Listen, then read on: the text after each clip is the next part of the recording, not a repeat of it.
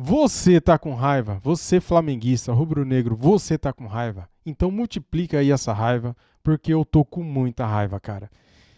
Tudo deu errado, cara. Só que, nossa, cara, eu tenho tanta coisa pra falar desse jogo mequetrefe do Flamengo, cara. Espero que você me ouça no final do vídeo. Vou trazer aqui pra vocês este corte do programa Sport Center pós-jogo Flamengo 1, Fortaleza 2, cara. Jogamos a liderança no lixo. Justamente agora que o Flamengo tem um jogo adiado no meio de semana, no fim de semana, só vamos jogar agora dia 20. Justamente agora perdemos a liderança, cara. Cara, eu tô com tanta raiva, velho. Tá difícil, cara. O Tite hoje, hein? Ei, Tite, que lambança, hein? Cara, o que você fez, hein? Eu vou falar no final do vídeo. Vamos lá, deixa o like, se inscreva e ative o sininho. As imagens são da ESPN Brasil. Link na descrição como créditos. Simbora. Primeiro tempo, porque o gol Que arbitragem lixo. do Wesley contra, claro que não conta como finalização para o Fortaleza. Então, o Fortaleza no primeiro tempo encaixou alguns contra-ataques com o Breno Lopes em cima do Wesley, levando perigo, mas não finalizou. Veio o segundo tempo, o Fortaleza continuou explorando esse lado. O Wesley, que vem fazendo um bom campeonato hoje, não fez um bom jogo, não pelo gol contra. Isso não diz se o cara jogou bem ou não, né? É uma infelicidade. Mas ele deixou muito espaço nas costas dele. E justamente por esse lado, ora com o Breno Lopes, ora com o Pochettino, que foi quem escapou para fazer o passe para o Lucero, foi nessa faixa que o Fortaleza agrediu o Flamengo o tempo todo. Foi por ali que saiu o gol do Lucero. O time do Fortaleza fez um jogo muito bom em termos de marcação. Embora o Flamengo tenha finalizado muito, tirando cruzamentos, finalizações através de construção, o Fortaleza não deu conforto para o Flamengo, né? Os volantes, o Pedro Augusto e o Hércules, marcaram bem, o Gerson foi muito bem marcado. Coube ao Flamengo tentar cruzamentos, e aí o Pedro teve chance, bola na trave, o João Ricardo fez uma partidaça. O Flamengo teve volume, não foi o Flamengo mais organizado que a gente já viu. O Flamengo teve volume e o João Ricardo trabalhou muito bem. Mas dentro do que se propôs o Fortaleza a fazer no Maracanã, fez com muita força, muita aplicação e executou a estratégia do contra-ataque para vencer. E a gente teve gol do Pedro, teve gol do Lucero. Para mim, os dois melhores centroavantes da temporada no futebol brasileiro. E que vem brigando pela artilharia do Campeonato Brasileiro, né? O Pedro é o artilheiro com 8 gols, o Lucero vem na sequência com 7. O Pedro é, inclusive, briga boa. Além de ser o artilheiro, o Pedro é o líder de assistências do campeonato. São 8 gols e 5 assistências, isso mostra o repertório do Pedro como jogador de futebol. E a gente viu o gol anulado do Gabigol. O Gabigol foi a loucura, né? Comemorando a sua redenção. Parecia o gol que salvaria o Flamengo da derrota. Boa parte do Maracanã também comemorando, ver aquela imagem do Gabigol voltando a marcar. Ele que fez o seu 6º jogo, se fizer 7, não pode mais jogar o Campeonato Brasileiro por outra equipe. Agora, futebol é muito doido, né, André? A gente, no final do primeiro tempo, teve aquela bola no travessão do Flamengo, do Pedro. O Flamengo parecia amassar o Fortaleza num determinado momento. Estava muito mais perto do segundo gol do que o Fortaleza. Sim. O segundo tempo começa diferente, né? Foi o Vojvoda que melhorou o time, será? O Fortaleza é um time muito acostumado a jogar de diferentes maneiras, mas o trabalho longo, né, médio e longo prazo, porque é o normal aqui no nosso país, faz com que, em situações como essa, um treinador como o Vojvoda, o time na mão, quando existem jogadores à disposição, né? Porque o Fortaleza também não tem um elenco tão longo assim, tão profundo assim, e às vezes a ausência de algumas peças acaba deixando o Vojvoda meio trancado para trabalhar o time. Eu achei que o tempo todo, e para que essa estratégia fosse bem aplicada, era muito importante, talvez fundamental, sair na frente, fazer um gol no Maracanã, foi o que acabou acontecendo por uma infelicidade do Wesley. Ele tenta tirar, e, assim, o gol foi bem parecido com o gol que o Fernandinho marca no jogo contra a Bélgica. Sim. Na Copa do Mundo da Rússia. Só que a bola do Fernandinho entra mais ou menos entre o primeiro pau e o goleiro. Exato. O desvio do Wesley vai do outro lado, tira, assim, se você olhar bem o replay, o Rossi está prestando atenção na bola, de repente a bola está dentro do gol. É uma situação muito difícil para o goleiro. E aí o jogo fica muito menos desconfortável para o Fortaleza do que ficaria no caso de um empate ou, evidentemente, se o Flamengo tivesse, como é normal, aliás, saído na frente. E mesmo depois do 1-1, por mais que os jogadores do Fortaleza tenham ficado um pouco indignados com a marcação do pênalti, a gente vai poder falar sobre isso daqui a pouco, eu já vou falar o que eu penso. Para mim, existe uma ação que desequilibra o Pedro na hora que ele vai finalizar. E então eu concordo com a marcação do pênalti. Mas daqui a pouco o Gaciba vai falar como ex-árbitro, ex-chefe de arbitragem, com o conhecimento que ele tem de orientações da própria regra, evidentemente.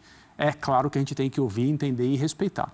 Mas a minha impressão é que o pênalti foi bem marcado. Então, já temos a opinião do Zupac também, que acha que não foi pênalti. É verdade, é verdade. Só existe uma outra resposta, né? Já que ele te discorda, para mim não foi pênalti. Eu, assim, no momento e depois olhando as repetições, eu achei que foi bem marcado. E os jogadores do Fortaleza, claro, reclamaram muito, entenderam de outro jeito. Aí tem a questão do jogo, né? Você nunca quer um pênalti marcado contra você, especialmente no Maracanã, contra o Flamengo, com você vencendo.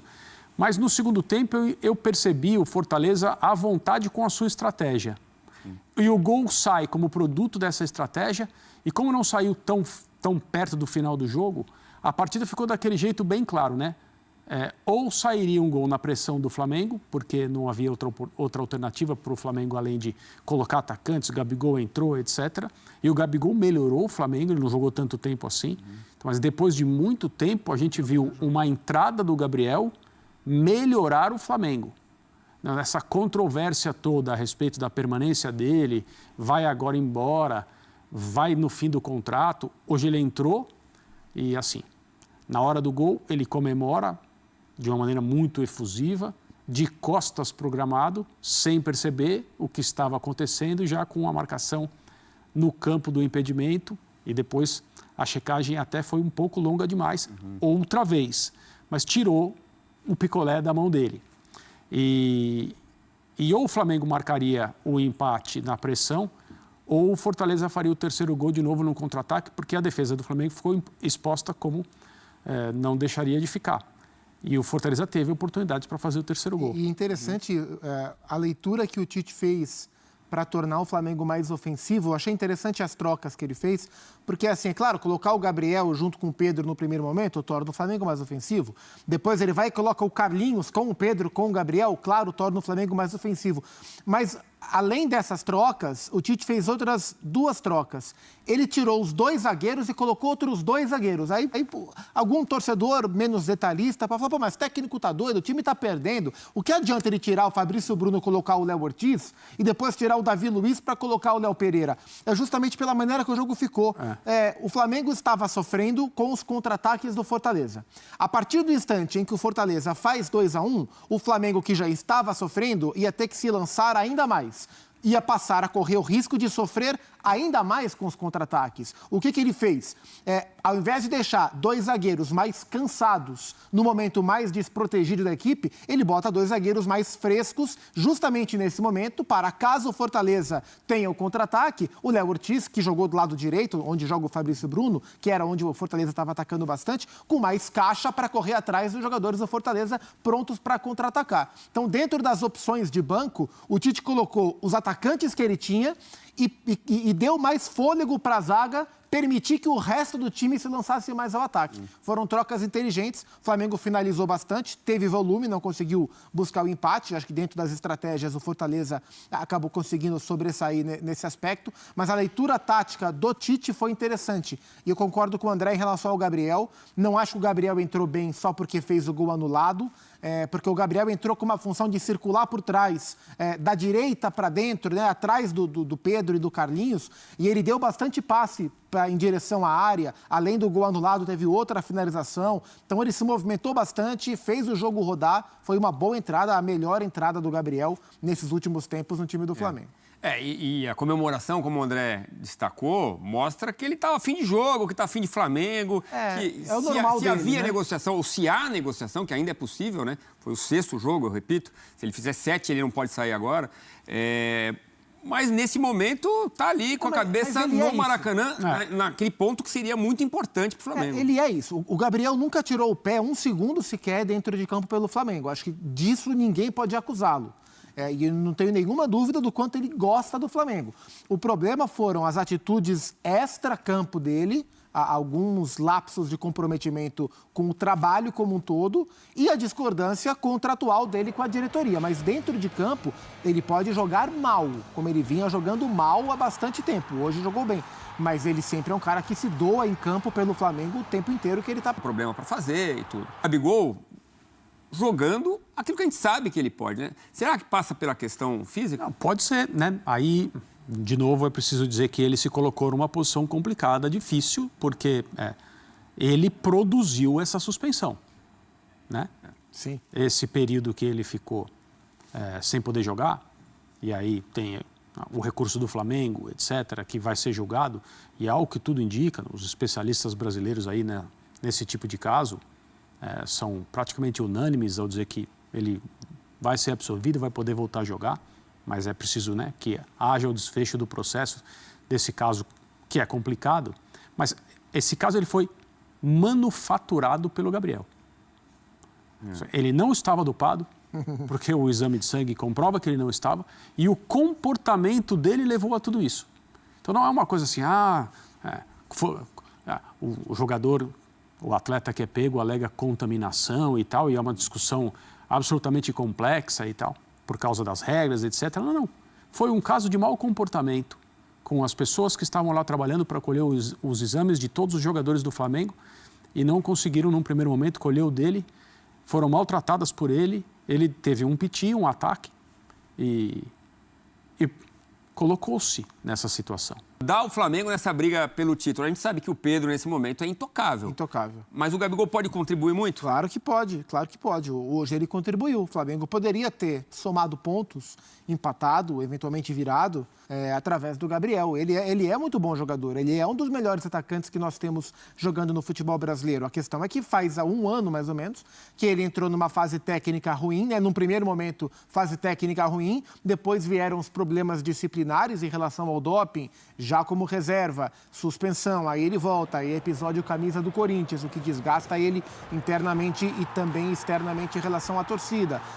O anúncio público de que o contrato não vai ser renovado, e foram várias coisas, né, que começaram com uma queda técnica, e ele foi para o banco com o Jorge Sampaoli, não foi com o Tite, ele foi para o banco com o Sampaoli por uma queda técnica. Mas o Gabriel é um jogador, em teoria, muito útil, dos melhores que nós temos. Então, se ele... E tem a impressão que agora, talvez ele encontre mais leveza para jogar, né? Uma vez que está claro que ele não vai ficar, que ele está discutindo o futuro dele, o Gabriel hoje ele tem duas preocupações. Uma que os seus empresários vão cuidar, que é o futuro dele a partir da próxima temporada. Não acho que ele vai conseguir se transferir ainda este ano, a partir da próxima temporada. E uma vez que isso fique claro para todos, tenho a impressão que para ele, esse fim de ano vale para ele conservar de alguma forma, ou tentar conservar a imagem dele com o torcedor. Porque para ele isso é importante. Ele gosta do Flamengo, ele tem uma relação forte com a torcida. E tenho certeza que ele quer encerrar essa história da maneira que ele puder fazer, dadas as circunstâncias todas, menos traumática para a imagem dele, né? Para a relação de idolatria que ele tem. E seria muito bom que isso fosse conservado, porque, um cara com a história dele, por mais que ele tenha pisado na bola tantas vezes, mas um cara com a história dele, sabe, o rubro-negro merece guardar a melhor imagem de um cara que mudou a história do clube para essa geração. Sim, né? Gol em 3 finais de Libertadores. Cara, é inacreditável, velho. 2 jogos em casa contra Cuiabá e Fortaleza, o Flamengo conquistou 1 ponto, cara. Até aqui não, né? Agora já tá ruim, já tá péssimo, né? Estava bom. Até o jogo com o Cuiabá estava bom. Agora tá uma... Vocês estão vendo o meu estado de espírito? Eu não consigo raciocinar, cara. Eu estou possuído. Eu estou muito fora de si, cara. É porque eu sou um cara centrado até. Sabe? Eu não gosto de ficar xingando, não. Mas, porra, velho. Justamente agora, cara. Na reta final da Copa América. No próximo jogo já teremos os uruguaios de volta. Era só se manter na liderança, velho. Deixou aquele time passar. Aquele time lá que eu tenho ódio. Odeio, cara. 1 ponto em 2 jogos, cara. Em casa. Poxa vida, velho. Hoje nada deu certo e o Tite contribuiu, cara. A única crítica que eu tenho para fazer do Tite aqui é o seguinte, ele demora demais em enxergar o jogo. Porra! Será que ele não viu que o Flamengo não voltou para o segundo tempo? Esperou tomar o gol para mexer no time? Será que ele não viu? Será que ele não percebe? O Flamengo fez um bom primeiro tempo, saímos atrás no placar com um gol. Infelizmente, né, cara, um gol acidentado do Wesley contra. Ninguém quer fazer gol contra, não tô aqui para crucificar o Wesley. Até acho que ele melhorou nesses últimos jogos para cá. Infelizmente fez o gol contra. Teve uma proposta aí de 71 milhões de reais, o Flamengo recusou. Acho que agora, quem me criticou, né, na hora que eu falei que tinha que aceitar essa proposta pelo Wesley, quem me criticou, de certo agora vai mudar de ideia, né? Não, tem que vender, tem que vender. Cara, é assim mesmo, cara. É uma porra, velho. Então é isso que eu tenho para falar do Wesley. Errou, infelizmente, perdemos o jogo. Mas a culpa não é do Wesley porque o Flamengo perdeu o jogo, não. O Flamengo empatou depois. Para mim foi pênalti no Pedro. O cara, na hora que o Pedro ergue o pé para chutar, o cara desequilibra ele. O Pedro chuta o cara ali, pega na grama. Foi derrubado. O cara atrapalha ele, ele desequilibra e cai. Pênalti, claro. Pênalti claríssimo. O Pedro faz o gol de pênalti, marcando o 26º gol na temporada. O artilheiro do Brasil hoje, né, cara? O cara que mais tem gol no Brasil. Beleza, ok. Tava tudo certo, galera. Fomos pro intervalo 1-1. Era só voltar igual começou o primeiro tempo. Flamengo dominou o Fortaleza no primeiro tempo. No primeiro tempo, Fortaleza não deu um chute no gol, cara. O Flamengo fez 11 finalizações, foi pra cima. Era esse espírito que tinha que ter voltado no segundo tempo. A partir do momento que volta morto, dormindo, daí pede pra perder, né? E o Tite demora demais mexer, cara. Só mexe no time na hora que toma o gol. Poxa vida, dava pra vencer o Fortaleza, cara. Fortaleza tá ali brigando ali no meio da tabela, agora subiu um pouco porque venceu. Nossa, empatar com o Cuiabá em casa, velho. Poxa vida. O Gabigol entrou bem, galera. O Gabigol entrou, fez gol, foi anulado, bem anulado. Tava impedido mesmo, por pouco tava impedido. E o Gabigol entrou querendo o jogo, dando passes, cruzamentos, lançamentos, finalizando. Finalizou outra vez, o goleiro pegou. Entrou bem o Gabigol, cara. A arbitragem é uma bosta, né? O que falar de uma arbitragem dessa? Que toda falta para o Flamengo não era falta, eu não marcava, cara. Ou mulher ruim no apito. Nossa, eu detesto essa mulher apitando, cara. Ela é fraca demais, velho. Deus o livre, velho. Deus o livre, cara. É isso, galera. Infelizmente jogamos a liderança na lata do lixo, cara. O Flamengo agora só volta a jogar dia 20 contra o Criciúma. O jogo será no Mané Garrincha, dia 20. Teremos a tropa de volta, a tropa do Uruguai. Só que perdemos a liderança. Que merda, cara. Por que tinha que perder a liderança justamente nesse momento, velho? Tinha que ganhar esse jogo. Tinha que ter ganhado do Cuiabá. O Flamengo dá mole demais. Quem quer ser campeão não pode perder para esses times. Não pode, cara. Perder para Palmeiras, perder lá para quem tá lá em cima, Botafogo, é aceitável. Agora, empatar com o Cuiabá e perder para Fortaleza não dá para aceitar, cara. Em casa, jogando em casa, velho. Se fosse fora ainda ia, né? Poxa vida, velho. Toda vez, cara. Parece que o Flamengo não quer ser campeão. Não quer. Ou postura de time frouxo no segundo tempo, viu? Tô revoltado. E você? Comente aqui, quero saber o tamanho da sua revolta. É inaceitável. 1 ponto só em 2 jogos em casa. É inaceitável isso. É uma vergonha, cara. Valeu, galera. Tamo junto. Saudações. Fui.